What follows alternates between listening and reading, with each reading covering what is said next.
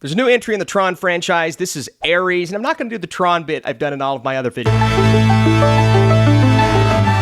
Just kidding, I am. That's how it felt watching the movie, by the way. It's like every transition sequence, they're playing the music from Nine Inch Nails, which is excellent, right? It's not Daft Punk from Tron Legacy. That's one of the greatest soundtracks of all time.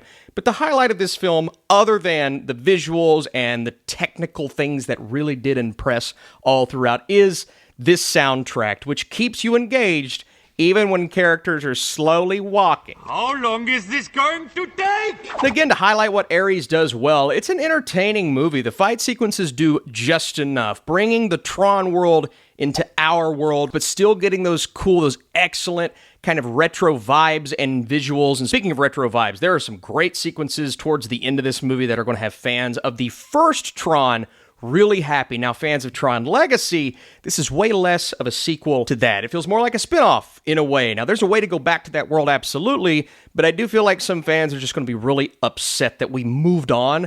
And Ares as a character, while, you know, Jared Leto doesn't have a ton of emotional range here, I did feel like he did the best job out of anyone. Granted, the script doesn't do any of the other actors any favors. Greta Lee, awesome actress, but man, just an exposition machine in that third act. And the script in general has trouble with showing us something instead of telling us something through dialogue, and it makes everything so obvious all throughout this movie. The same thing with Evan Peters, who I really enjoy. I think he's good here, but his villain is such a cliche villain. You can make the Jared Leto jokes, but to be honest, he was my favorite part of this movie from a character standpoint. There's just not much to get excited about from a character and story standpoint. You know exactly where it's going. What is happening here is really simple when you start to peel back the layers, if there even are any layers. It's not like an onion. I understood that reference. Flashy, cool vibes, but simple, straightforward, forgettable. I don't really remember any of the characters' names.